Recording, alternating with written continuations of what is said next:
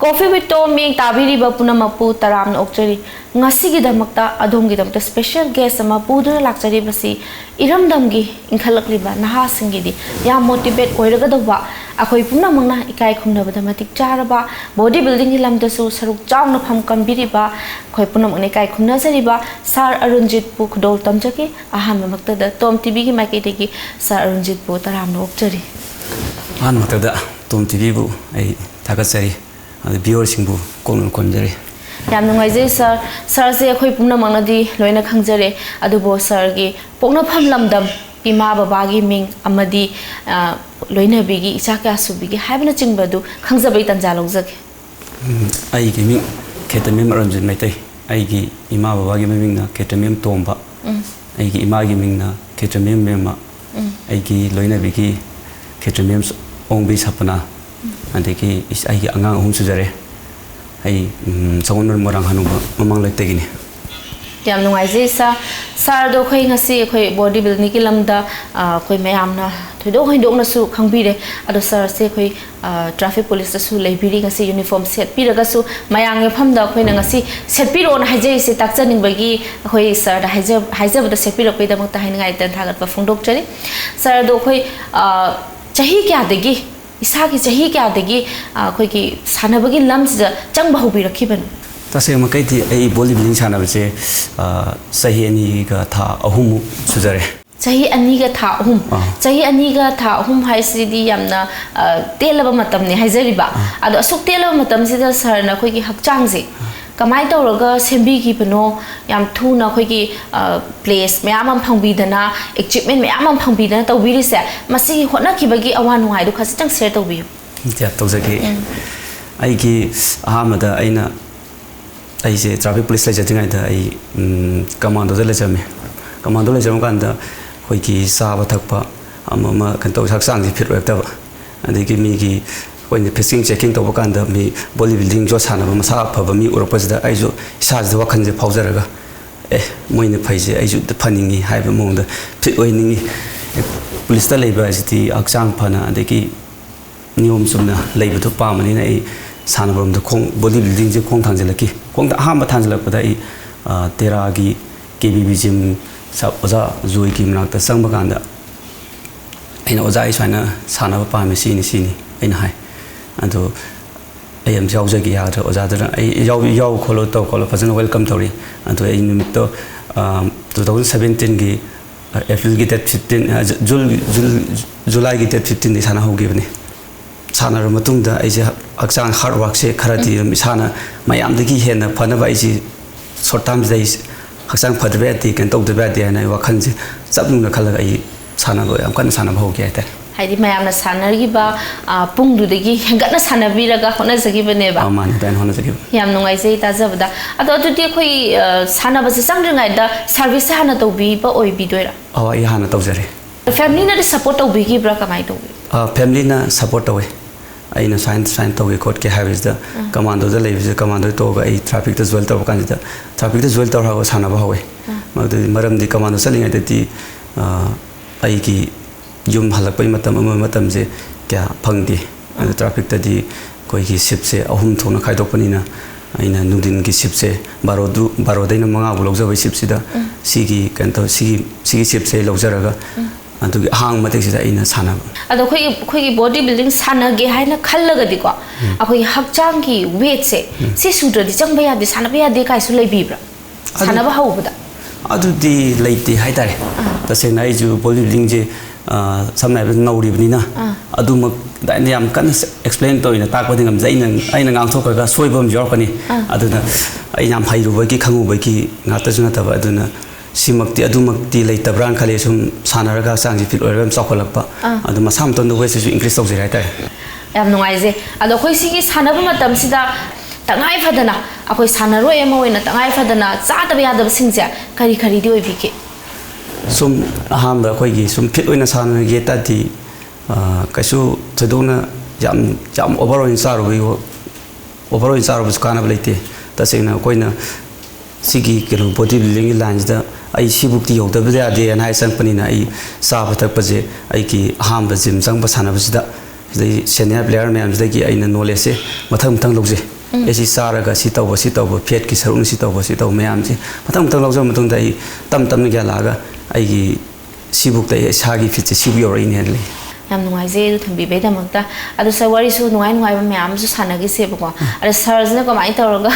haidi timing khoi gi sana su sana doini duty su sat doini family gi su amu kano taw doini ba timing se kamai manage taw bi ke family gi adu ha di jung mi na di saw ne loi da ai je samna ha da ayuk se pung manga makai mari makai swai de tum ai nungti gi rotiloi na hogose hogolaga paisa je tan de adabani na sai gi ai angang je hom su je lamni na ai gi tolo khatan di konak da ba adu ai na ising bu gari khak ai gi loan tar lo jege adu gi ising gari je ai na ayuk sana salam thai pung manga swai de na nipan sai bok se ai ising gari je nam sale adu chalaga mayam is do nang na bu hone adu halaga pung nipan halaga mu sana ba mu sana bung no hone adu loraga mu pung tara ma thoi sai sana loraga mu jum halaga mu hobe chalaga duty mu chalaga mu duty halaga mu dang sana ba nai to makha ta jar poina sa al sa free time tam da kai sai ngang bi ba khwai de pam bi ba isai em tam matem tam khoi bir sing khudol tam bi sai je ta sing na hai go di ai je sakpo di ta ban yen pam je le ram di sai je ai na sak to ra ga mi na ta ngam da ve ama torom de ve ko aduna ai saksa bu di ta ban kha nungai je le kan da koi gi tata jen tar jakpa man mai sai je ai kha bu di pam je pam jar ga zo ai na sai gi potha ba matam je le rak taw ni na ta ba ju ta phang tha ta ge tor ga da phong sam je tum da gi han ba aduni sai ji phong ba na ta so ngam di ado isa wadu matem tha jake thangjing lai ki leimang de nang na thobi sa ki ba de jagoi sa ga sang ki ka ro ba ro ayam kan ya nuai zai matik tu na dum khoi beers na su thusoi soi da na pen bi ram gani makha ta jarak poina a hoi ngasi phau da khoi sana chai ani si ki manung si da khona jarak khiba da ko phangbi ki ba award achievement khoi ki place phangbi ki ba singja amdang khoi punna khangjage du ki tanja da pi bi hai bi ai je yana na 2017 gi September gi date chap cha bi ka re date 21 la dai oi bom taw ni mayang lang jin da tournament am kok chen gi opal yo best level lo sing gi tu de da ina han ba thok pa ja koi gi ain KBB sanari matam da oza da nang thok chalu sum nasa gi performance bi boina lepsol lo khosol ha kan da ai ham boin thok sa gi timing je ai 6 place ta gi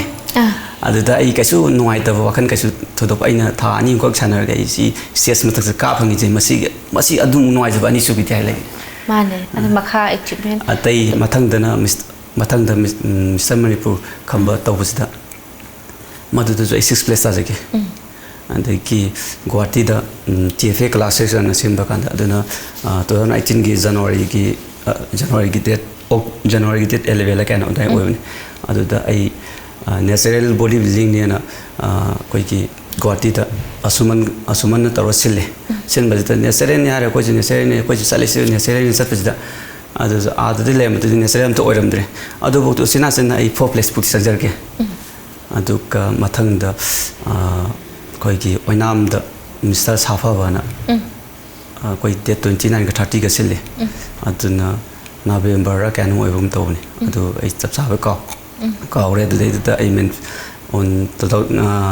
29 ke no da date 29 days da men physics in bakan da I mean physics se ai third azar ke adeki 30 da bodybuilding tar kan second tar ke mathang da koi ki Imphal West ke height category ke hetar ko adu da men physics ke tar kan overall loader ke ki mathang da national gi lai national olympic koi ki national India da han basin ba tar India han basin me da adu da ai men physics ta fast agi duga bodybuilding da second time second jo I me ke di ai fast aja da ai ki fast time mi da ma dropping test ma ja pai pham ni mo da ai ju ai je ma pharam nei fast ta bam thoi ado ai na ju complain to do complain ni ta hodre ado complain to ge ju khali to ju to ki ni hale ꯑꯗꯒꯤ ꯃꯊꯪ ꯂꯥꯁ year ꯂꯣꯏꯕꯗ ꯍꯟꯗꯛꯀꯤ 2019ꯒꯤ Asia Pacific ꯁꯤꯒꯤ ꯁꯤꯗꯩꯁꯤꯗ ꯑꯩ ꯁꯦꯅꯤꯌꯔꯒꯤꯗ tone ꯒ꯭ꯔꯨꯞꯇ ꯊꯣꯛꯆꯕꯅꯤ ꯑꯩ ꯑꯗꯨꯗ ꯐꯥꯁ ꯇꯥꯔꯤ ꯑꯗꯨꯒ ꯁꯦꯅꯤꯌꯔꯒꯤ ꯑꯣꯏꯅ ꯑꯣꯚꯔꯑꯣꯜꯁꯨ ꯂꯧꯖꯔꯛꯈꯤ ꯑꯗꯣ ꯑꯣꯚꯔꯑꯣꯜ ꯃꯌꯥꯝ ꯊꯦꯡꯅꯔꯀꯥꯟꯗ ꯑꯩꯈꯣꯏꯒꯤ ꯑꯗꯨꯗꯅ ꯐꯥꯁ ꯔꯟꯅꯔ ꯑꯣꯏꯅ ꯑꯗꯨꯝ ꯇꯥꯖꯔꯛꯈꯤ ꯁꯤ ꯃꯦꯗꯜꯁꯦ ꯍꯣꯠꯅꯕ ꯑꯈꯥꯡ ꯀꯟꯕ ꯑꯗꯩ ꯄꯦꯟꯊꯣꯛꯄ ꯉꯥꯛꯄꯤꯕ ꯄꯨꯝꯅꯃꯛ ꯉꯝꯕꯤꯕꯗꯨꯅ ꯉꯁꯤ ꯄꯥꯏ ꯐꯦꯟꯅ ꯄꯥꯛꯄꯤꯔꯛꯏꯅꯦꯕꯀꯣ ꯁꯥꯔ ꯌꯥꯝ ꯅꯨꯡꯉꯥꯏꯖꯩ ꯁꯥꯔ ꯑꯗꯣ ꯈ꯭ꯋꯥꯏꯗꯒꯤ ꯃꯔꯛꯁꯤꯗꯒꯤ ꯍꯦꯟꯅ ꯅꯨꯡꯉꯥꯏꯈꯤꯕꯁꯦ ꯑꯀꯣꯟꯕꯒꯤꯁꯤꯅ ꯑꯣꯏꯕꯤꯗꯣꯏꯔꯥ ꯀꯔꯝꯕꯗ ꯑꯣꯏꯕꯤꯒꯗꯣꯏꯅꯣ ꯅꯨꯡꯉꯥꯏꯕꯁꯦ ꯃꯈꯜ ꯌꯥꯝ ꯌꯥꯝꯃꯦ ꯍꯥꯏꯇꯥꯔꯦ ꯑꯩꯁꯦ ꯅꯨꯡꯉꯥꯏꯕꯁꯦ ꯃꯁꯤꯡ ꯌꯥꯝ ꯌꯥꯝꯃꯦ ꯑꯩ ꯑꯗꯨꯝ ꯃꯊꯪ ꯃꯊꯪ ꯍꯥꯏꯖꯔꯛꯀꯦ ꯑꯩ ꯈ꯭ꯋꯥꯏ ꯅꯨꯡꯉꯥꯏꯕ ꯑꯍꯥꯟꯕ ꯅꯨꯡꯉꯥꯏꯔꯛꯄꯁꯦ ꯑꯩꯁꯦ ꯑꯩꯈꯣꯏꯒꯤ ꯍꯟꯗꯛꯀꯤ ꯀꯩꯅꯣꯒꯤꯁꯤꯗ ꯇꯣꯜ ꯒ꯭ꯔꯨꯞꯀꯤ ꯊꯣꯛꯄꯁꯤꯗ ꯑꯩ ꯏꯊꯟꯗ ꯂꯥꯛꯑꯦꯀꯣ ꯏꯊꯟꯗ ꯂꯥꯛꯄꯁꯤꯗ ꯑꯩꯁꯦ ꯍꯥꯏꯠ ꯒ꯭ꯔꯨꯞꯀꯤ ꯏꯊꯟꯗ ꯂꯥꯛꯄ ꯏꯊꯟ ꯇꯥꯏ ꯑꯩꯁꯦ ꯏꯊꯟꯗ ꯑꯩ ꯒꯣꯜꯗꯤ ꯂꯧꯔꯦ ꯈꯪꯉꯦꯀꯣ ꯒꯣꯜ ꯂꯧꯔꯦ ꯈꯪꯕꯁꯦ ꯑꯩ ꯋꯥꯈꯟꯗꯗꯤ ꯅꯨꯡꯉꯥꯏꯖꯗꯦꯕ ꯑꯩ ꯀꯝꯄꯤꯇꯤꯇꯔ ꯑꯝꯇ ꯌꯥꯎꯗꯅ ꯑꯩ ꯏꯊꯟꯗ ꯊꯣꯛꯑꯒ ꯏꯊꯟꯗ ꯐꯥꯁ ꯇꯥꯏ ꯍꯥꯏꯕ ꯋꯥꯈꯟꯗꯣ ꯑꯗꯨꯝꯗꯤ ꯑꯩ ꯊꯃꯣꯏꯁꯦ ꯑꯩ ꯄꯦꯟꯖꯗꯕꯅꯤ ꯐꯥꯎꯋꯦꯕ ꯑꯩ ꯒꯣꯜ ꯂꯧꯔꯒꯁꯨ ꯑꯩ ꯒꯣꯜꯁꯦ ꯑꯩ ꯄꯥꯝꯗꯦꯕ ꯇꯁꯦꯡꯅ ꯃꯇꯝꯗꯨꯗ ꯑꯩꯅ ꯄꯥꯝꯃꯤꯁꯤꯗꯤ ꯀꯝꯄꯤꯇꯤꯇꯔ 5-6 ꯊꯦꯡꯅ ꯑꯩꯈꯣꯏꯒꯤ ꯏꯟꯅꯔ ꯀꯥꯎꯅꯔ ꯆꯠꯂꯀꯥꯟꯗ ꯑꯗꯨ ꯍꯦꯜꯂ ꯂꯧꯕꯗꯣ ꯑꯩꯅ ꯄꯥꯝꯖꯕ ꯍꯥꯏꯇꯥꯔꯦ ꯋꯥꯈꯜꯁꯤꯗ ꯑꯗꯨꯗꯒꯤ ꯑꯩꯈꯣꯏꯒꯤ ꯇꯣꯜꯒꯤ ꯁꯣꯔꯠꯀꯤ ꯑꯗꯒꯤ ꯃꯦꯗꯤꯌꯝꯒꯤ ꯁꯨꯄꯔ ꯇꯣꯟꯒꯤꯅ ꯒ꯭ꯔꯨꯞ 3 ꯊꯣꯛꯅ ꯈꯥꯏꯗꯣꯛꯑꯦ ꯃꯔꯤꯁꯤ ꯐꯥꯁ ꯃꯔꯤꯁꯤ ꯈꯟꯒꯠꯂꯀꯥꯟꯗ ꯑꯗꯨꯗꯩꯗꯨꯗ ꯑꯩꯅ ꯐꯥꯁ ꯃꯔꯤꯁꯦ ꯑꯗꯨꯗꯩꯗ ꯑꯩꯅ ꯑꯣꯚꯔꯑꯣꯜ ꯇꯥꯔꯛꯄꯗ ꯑꯩ ꯑꯗꯨꯒꯤ ꯅꯨꯡꯉꯥꯏꯖꯕ ꯑꯃꯁꯨ ꯂꯩꯖꯔꯦ ꯑꯣꯚꯔꯑꯣꯜ ꯐꯪꯕꯒꯤ ꯅꯨꯡꯉꯥꯏꯖꯕ ꯑꯃꯁꯨ ꯂꯩꯔꯦ ꯑꯗꯨ ꯂꯣꯏꯔꯒ ꯑꯃꯨꯛ ꯑꯩꯈꯣꯏꯒꯤ ꯑꯣꯚꯔꯑꯣꯜ ꯅꯣꯚꯤꯁꯀꯤ ꯑꯗꯒꯤ ꯖꯨꯅꯤꯌꯔꯒꯤ ꯑꯗꯒꯤ ꯖꯨꯅꯤꯌꯔ ꯃꯥꯁꯇꯔꯒꯤ ꯁꯦꯅꯤꯌꯔꯒꯤ ꯑꯣꯚꯔꯑꯣꯜꯁꯦ ꯄꯨꯂꯞ ꯇꯧꯔꯀꯥꯟꯗ ꯑꯃ ꯑꯣꯚꯔꯑꯣꯜ ꯇꯧꯋꯦ ꯑꯗꯨꯗꯅ ꯑꯃꯨꯛ ꯐꯥꯁ ꯔꯟꯅꯔ ꯆꯠꯇꯥꯏ ꯑꯗꯨꯒꯤ ꯅꯨꯡꯉꯥꯏꯖꯕ ꯑꯃꯒ ꯑꯩ ꯅꯨꯡꯉꯥꯏꯖꯕ ꯑꯗꯣ ꯑꯩꯅ ꯁꯤ ꯂꯧꯔ ꯍꯜꯂꯛꯑꯦ ꯌꯨꯝꯗ ꯍꯜꯂꯛꯄ ꯀꯥꯟꯗ ꯑꯩꯈꯣꯏꯒꯤ ꯑꯩꯒꯤ ꯑꯣꯐꯤꯁꯇ ꯑꯩꯅ ꯁꯨꯇꯤꯗꯤ ꯃꯇꯝ ꯂꯣꯏꯔꯒ ꯑꯩꯅ ꯑꯣꯐꯤꯁꯇ ꯌꯧꯕ ꯀꯥꯟꯗ ꯑꯩꯈꯣꯏꯒꯤ ꯂꯥꯏꯍꯣꯟꯗꯔ ꯑꯩꯈꯣꯏꯒꯤ ꯍꯧꯖꯤꯛ ꯑꯥꯔꯇꯤꯖꯨ ꯍꯥꯏꯇꯥꯔꯦ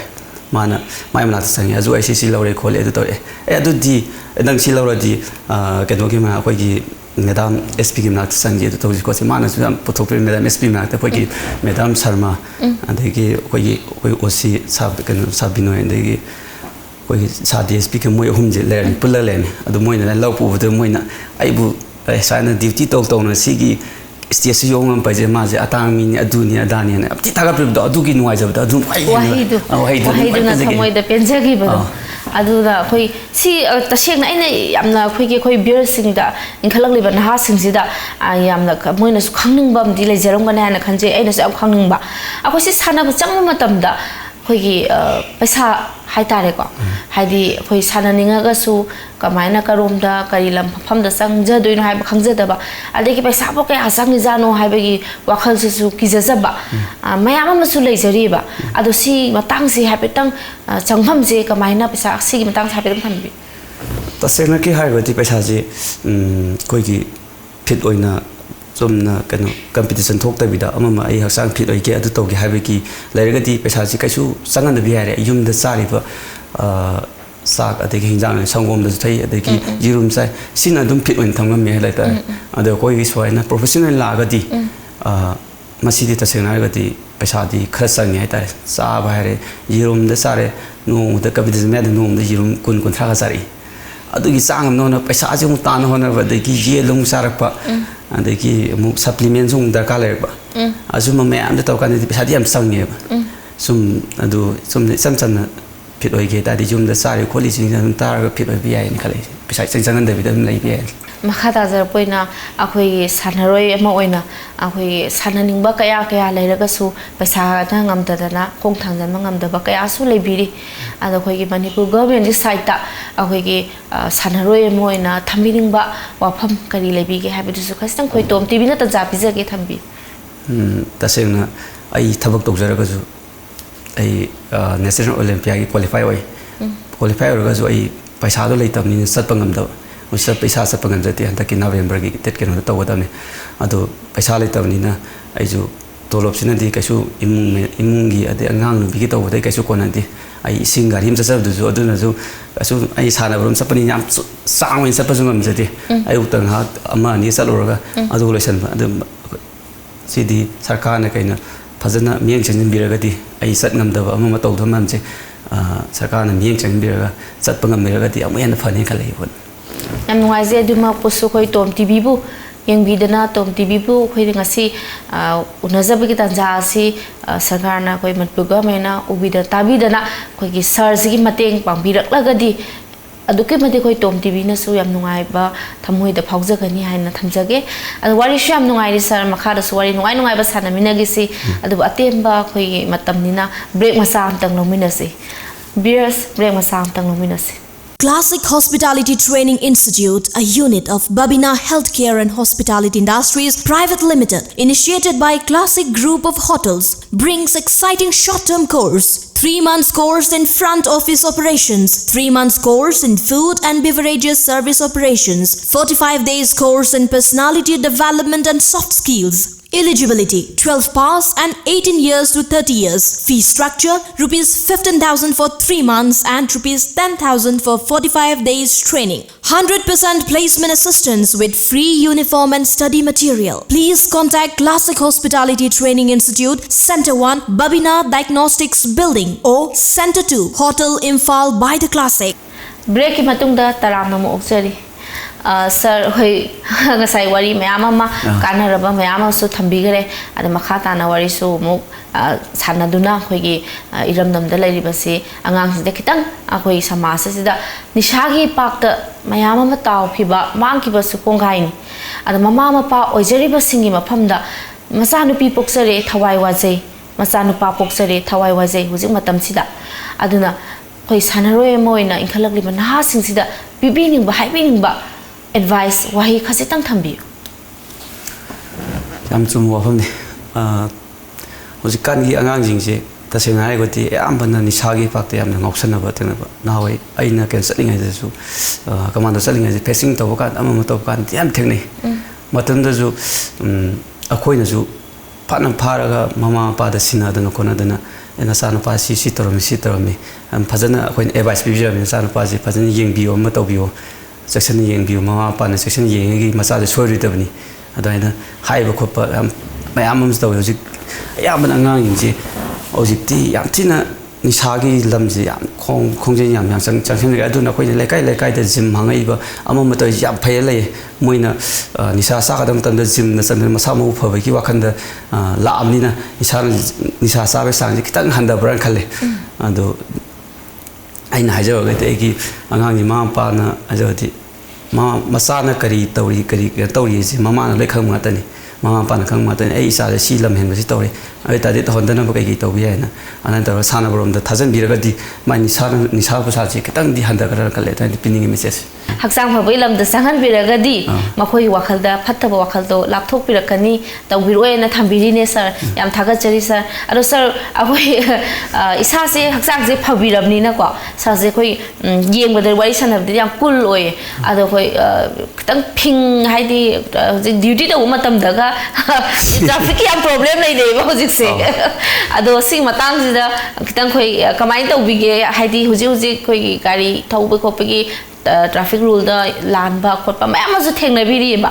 ado masi matang je kamai na haidi sa je pharab ne ta ba phuninga pa nuai ta ba kali kra mayam kamai yaubigi traffic rule je traffic amana lepo haibada lepirakta ba adagi aina tawri do mana ata traffic sajala pai ta ai thabuk thege ai yam thau kai ne har pai ta yaw aina island thak se tonge da ko aina ai jo mi je khana badi adam ni ta sena ga ta uniform le ni na duty tawjari ni na aina ai gi duty do ai sona khana le ga di sona kan mayam do traffic aina san sona kan da amana hairi pot to aina mai mangon da mai onjal la ga di sona kan da gari je jam oi bhen la kani aduna ai sawning ba le ga ju isa ta sawning ba le ga ju ai phada jaraga masi mi angau mi ni ma ngang ta hong de tu no adum mai ma ngang su ta bi de tum ai thobon duty tawi amna sawning ba jawi ina sana salam dai gi dieting to koi tha hung wali ngai koi sai sa ba thak pa ma se loi na sai sing ji handar pa de ki kan to wa sana ban hard on uslak pa sung an di tension ji kitang lei biawe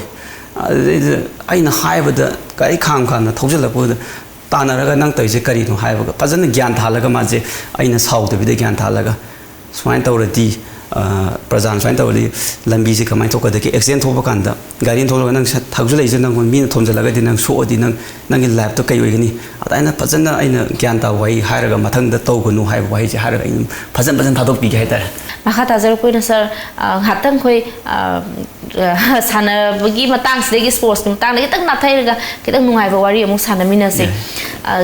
अखोइ नुपीसिंग ने हे हाइनाबा खरा लेयेबा सा अखोइ body building थोकपा मसा फबा नुपासे असलगदि yum पालोजिको अस्मोइना को पांग थारकपदा को वानधदौ माले काम हाइनेबा अद सरगी madam न दिन माइना हाइबिरकपा यावबिगिब्रा अदुमक्ति यावदे अइना मसा फरकपा अमा मतौपसे मोइना याम तिथागले अइकी एनी नोमगी संगदबा डाइट मैम जे समना हाबदा अइकी लना बिदिन सेमबिबने अइदि तसिंगना अइदि अइ डाइट सेमबगी मतम जे अइगोंदा सोइ लेजेते लाइते दैजे फंग मतम जे फंगद अइ मता जावगलगा अइगी सफम तौबा चला हलागा मुसाना सपालागा मु ड्यूटी सपा साबम थकपम जे माना अइजे कराइ सोइगदे ग्यान माना कुपनि यंगसलगा अइगी स्ते नोंगने सिबुक्सा दम सिबुक्सा माना लोइन सेमतो थंबिरम अदगी अइजे सानाबा हलामनि वारामनिना युमजे अमसदगी पोलोबजे लौरिंगदबिने वारामनिना को माने माने अदि अंगांग रेबजे इन पकोनसिदुने अदु पोरो नको अइ साना पिगजे अइ लाकपगदे अस अइ लाकप पपा लानी ना सोना अतंग छानोगी चेनुगिउबा पकोनसिराने अदम बकय वय दुगा मसा फरमनिना अदु तोमि कायना अइगोंदा फत्तबो हाय अदम सिजनते zum aina sana sagamji handaki national olympiad qualifier ro sagamji je mathang di sagamno honaji kaina adonda wanga tanga pire ta support to bi da ade akhoi ngasi phawda oibre se credit sidi sir gi de kana pibi ning ai ta se na credit che ahan ta da igi ima baba da ai pijage maram di ima baba na ai bu popir pedegi ai si book stage ta ima ipa na ai thabak to leiba ama to reiba si je Moin तौरपदगी आई थबक फंगदना आई सानबा मी मिरक थोक नगमदना your इनेब credit मथंगदा आई इसे तिंगोंग लमा हाइतारे hockey सानबदा माजे दुम केन तौरबने माना फावगिबदो आई अदुबुक्ति young ngangबदरा ना आइजु अदोंगी वाखन चंजरकपने अदगी credit से कोइगी आइना अंतक साना चलमदाइदा कोइगी सलाई जिमदा पुना सानमिना बाइतारे पुना सानमबे याम्बा वाशिंगटन देखिए कोई की जिम की कोर्स दौरेन देखिए नानाओ देखिए तासुन क्वाइथन देखिए मोइदा आई credit pinning Moina I ji Sana बथोम दाइदुदा A नंजे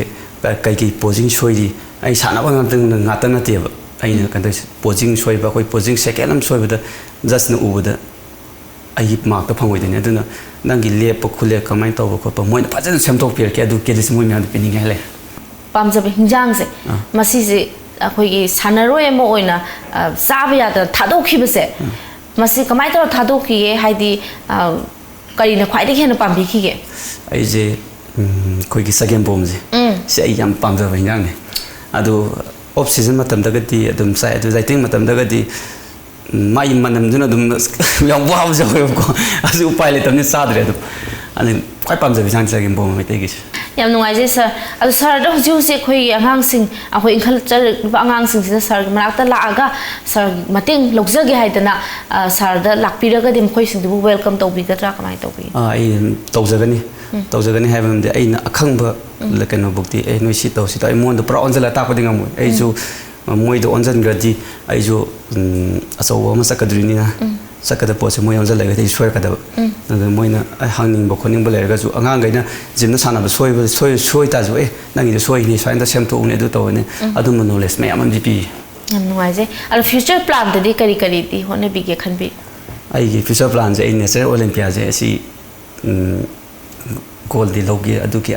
ki kero to in tham chari le adu ma busu khoi TOMTV ge mai kai dik wish tok jeri mai pa ko bi wai do thamjage adu khoi hobbies se akoi sana bada natana akoi duties tawri adu bu marak sida di amta di hang badi leitre ga sai di wari me am sida ko adu akoi isana akoi gi pamjaba akoi sana roi sangak tringai da adegi service tok tringai da sana pamjaba khra di lei biram ga ne ba adu kari na di khwai di hen pamjage thaban jong jam pamjai थावन जोंबसे हजिति फंगिद्रा हजिति family जो लेरमनिना आइना थावन Jong चलनि family साउनि दुना थावन Jong जपसि पामसु पामना उपाय thin अलमा मांगदि पेना जोंबि हौगिब्रा पेलहौद्रबा ꯑꯗꯨꯗꯤ ꯄꯦꯟꯗꯤ ꯌꯥꯝ ꯄꯦꯟꯅ ꯆꯣꯡꯖꯈ꯭ꯔꯦ ꯑꯗꯨꯏꯁꯨ ꯑꯩꯅ ꯍꯦꯟꯅ ꯄꯥꯝꯖꯕ ꯍꯥꯏꯇꯥꯔꯦ ꯑꯗꯨꯗꯤ ꯑꯩꯈꯣꯏ ꯃꯊꯪ ꯍꯟꯗꯛꯀꯤ ꯂꯥꯛꯏꯕ ꯌꯥꯎꯁꯪꯁꯤꯗ ꯑꯩꯈꯣꯏ ꯁꯥꯔꯅ ꯑꯩꯈꯣꯏꯒꯤ ꯃꯦꯗꯥꯝꯒ ꯑꯩꯈꯣꯏ ꯅꯨꯡꯉꯥꯏꯅ ꯑꯩꯈꯣꯏ ꯁꯨꯃꯥꯡꯗ ꯑꯣꯏꯔꯁꯨ ꯅꯨꯡꯉꯥꯏꯅ ꯃꯗꯨꯒꯤ ꯃꯍꯥꯎꯗꯣ ꯐꯪꯕꯤꯗꯨꯅ ꯆꯣꯡꯕꯤꯌꯨ ꯍꯥꯏꯕꯁꯤ ꯊꯝꯖꯒꯦ ꯑꯩꯈꯣꯏ ꯑꯔꯣꯏꯕ ꯑꯣꯏꯅ ꯑꯩꯈꯣꯏ ꯇꯣꯝ ꯇꯤꯚꯤꯁꯦ ꯑꯩꯈꯣꯏꯒꯤ ꯃꯃꯥꯡꯗꯒꯤꯁꯨ ꯃꯌꯥꯝ ꯑꯃ ꯍꯥꯏꯖꯔ ꯂꯥꯛꯆꯔꯦ ꯃꯅꯤꯄꯨꯔꯒꯤ ꯐꯥꯔꯁט ꯄ꯭ꯔꯥꯏꯚꯦꯠ ꯁꯦꯇꯦꯂꯥꯏꯠ ꯆꯦꯅꯦꯜꯅꯤꯅ ꯑꯗꯣ ꯑꯩꯈꯣꯏ ꯇꯥꯇꯥ ꯁ꯭ꯀꯥꯏꯗ 1973 ꯆꯦꯅꯦꯜ ꯌꯦꯡꯕꯤꯔꯤꯕ ꯃꯁꯤꯗꯩꯁꯤꯗ ꯑꯩꯈꯣꯏꯒꯤ as a body builder ꯑꯃ ꯑꯣꯏꯅ ꯏꯔꯝꯗꯝꯁꯤꯗ ꯂꯩꯔꯤꯕ ꯄꯨꯝꯅꯃꯛꯁꯤꯗ ꯍꯥꯏꯕꯤꯅꯤꯡꯕ ꯊꯝꯕꯤꯅꯤꯡꯕ ꯋꯥꯐꯝ ꯈꯖꯤꯛꯇꯪ ꯊꯝꯕꯤꯔꯝꯃꯨ ꯇꯁꯦꯡꯅ ꯍꯥꯏꯔꯒꯗꯤ ꯇꯣꯝ ꯇꯤꯚꯤꯁꯤ ꯌꯥꯝꯅ ꯐꯕ ꯅꯦꯠꯋꯥꯛ ꯑꯃꯅꯤꯀꯣ ꯃꯁꯤ ꯀꯩꯅꯣꯗ ꯑꯩꯈꯣꯏꯒꯤ ꯁꯦꯠꯇꯞ ꯕꯣꯛꯁꯇ ꯍꯥꯞꯇꯅ ꯈꯣꯠꯇꯅ ꯃꯌꯥꯝ ꯑꯩꯈꯣꯏꯒꯤ ꯃꯅꯤꯄꯨꯔꯗ ꯅꯠꯇꯕ ꯑꯇꯣꯞꯄ ꯑꯥꯎꯠꯁꯥꯏꯗꯇ ꯂꯩꯕ ꯑꯩꯈꯣꯏ ꯃꯅꯤꯄꯨꯔꯗ ꯀꯔꯤ ꯊꯣꯛꯏ ꯑꯃ ꯊꯣꯛꯏ ꯍꯥꯏꯕ ꯃꯄꯥꯟ ꯂꯝꯗ ꯂꯩꯕ ꯀꯥꯡꯕꯨꯁꯨ ꯂꯣꯏꯅ ꯎꯖ ꯐꯪꯖꯕ ꯁꯤ ꯃꯣꯏꯅ ꯎꯖ ꯐꯪꯖꯕꯗ ꯑꯗꯨꯒꯤ ꯅꯨꯡꯉꯥꯏꯖꯕꯁꯦ ꯁꯤ ꯃꯣꯏ ꯀꯩꯅꯣ ꯇꯧ ꯍꯥꯏꯖꯒꯦ ꯌꯥꯝ ꯅꯨꯡꯉꯥꯏꯖꯩ ꯑꯩꯈꯣꯏ ꯇꯣꯞ ꯇꯤꯚꯤꯅ ꯂꯩꯖꯔꯤꯕꯁꯤ ꯑꯩꯈꯣꯏ ꯄꯨꯝꯅꯃꯛꯀꯤꯅꯤ ꯑꯗꯨꯅ ꯃꯇꯝ ꯆꯨꯞꯄꯗ ꯑꯩꯈꯣꯏ ꯄꯨꯝꯅꯃꯛꯅꯁꯨ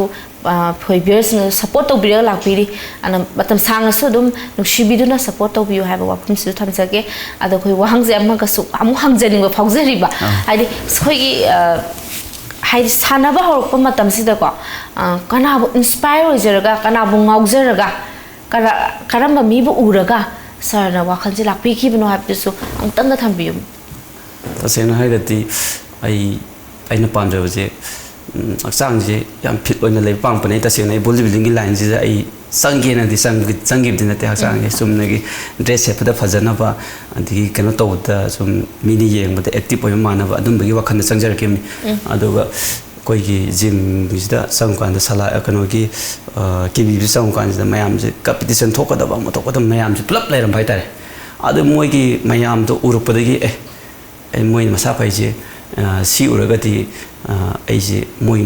ꯃꯍꯨꯠ ꯏꯟꯅ ꯃꯣꯏꯅ ꯑꯩꯁꯨ ꯁꯤꯕꯨꯛꯇꯤ ꯇꯧꯕ ꯌꯥꯏ ꯑꯗꯨꯒ ꯑꯩꯅ ꯌꯥꯝ ꯄꯥꯝꯖꯕꯗꯤ ꯑꯩꯈꯣꯏꯒꯤ ꯑꯔꯥꯝꯕꯝ ꯕꯣꯕꯤꯁꯦ ꯃꯥꯏ ꯕꯣꯗꯤꯁꯦ ꯌꯥꯝ ꯀꯜꯂꯛꯆꯩ ꯍꯥꯏꯇꯥꯔꯦ ꯑꯗꯨ ꯇꯁꯦꯡꯅ ꯑꯩ ꯍꯧꯖꯤꯛ ꯑꯩꯈꯣꯏꯒꯤ ꯁꯂꯥꯏ ꯖꯤꯝꯗꯁꯨ ꯑꯩꯅ ꯃꯃꯥꯏꯗ ꯀꯩꯅꯣ ꯄꯟꯖꯍꯧꯗ꯭ರೆ ꯁꯂꯥꯏ ꯖꯤꯝꯗꯒꯤ ꯑꯩꯁꯦ ꯊꯣꯛꯆꯔꯛꯄꯅꯦ ꯍꯟꯗꯛꯀꯤ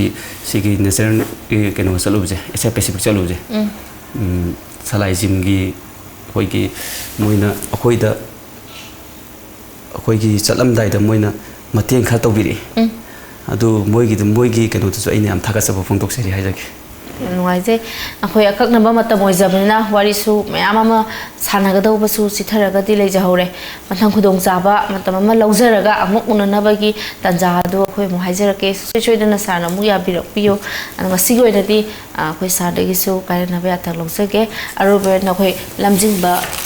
ꯒ꯭ꯔꯨꯞꯀꯤ ꯚꯔꯇꯤꯀꯦꯜ ꯌꯨꯅꯤꯠ ꯑꯃ ꯑꯣꯏꯖꯔꯤꯕ ꯆꯤꯟꯖꯥꯛ.comꯗꯒꯤ ꯇꯣꯝ ꯇꯤꯚꯤꯅ ꯁ꯭ꯃꯣꯜ ꯒꯤꯐꯠ ꯍꯦꯝꯄꯔ ꯑꯃ ꯈꯨꯗꯣꯜ ꯇꯝꯖꯒꯦ ꯆꯤꯟꯖꯥꯛ ꯀꯩꯅꯣꯕꯨꯁꯨ ꯍꯟꯅ ꯊꯥꯒꯠꯆꯔꯤ ꯊꯦꯡꯛ ꯌꯨ ꯊꯥꯒꯠꯆꯔꯤ ꯚꯤꯌꯔꯁ ꯉꯁꯤꯒꯤ ꯑꯣꯏꯅꯗꯤ ꯈꯨꯗꯣꯜ ꯇꯝꯖꯕꯒꯤ ꯇꯥꯟꯖꯥ ꯑꯁꯤ ꯂꯣꯏꯖꯔꯦ ꯃꯊꯪꯒꯤ ꯑꯦꯄꯤꯁꯣꯗꯇ ꯑꯅꯧꯕ ꯒꯦꯁ ꯑꯃꯨꯛ ꯄꯨꯗꯨꯅ ꯂꯥꯛꯆꯒꯦ ꯅꯨꯃꯤꯠꯇꯨ ꯐꯥꯎꯕꯗꯤ ꯄꯨꯡꯐꯝꯗꯨ ꯐꯥꯎꯕꯗꯤ ꯑꯩꯈꯣꯏ ꯄꯨꯟꯅ ꯑꯃꯨꯛ ꯉꯥꯏꯃꯤꯟꯅꯁꯤ ꯑꯔꯣꯏꯕ ꯑꯣꯏꯅ ꯑꯃꯨꯛꯀꯁꯨ ꯍꯟꯅ ꯀꯥꯏꯅꯅꯕ ꯌꯥꯊꯪ ꯂꯧꯖꯔꯤ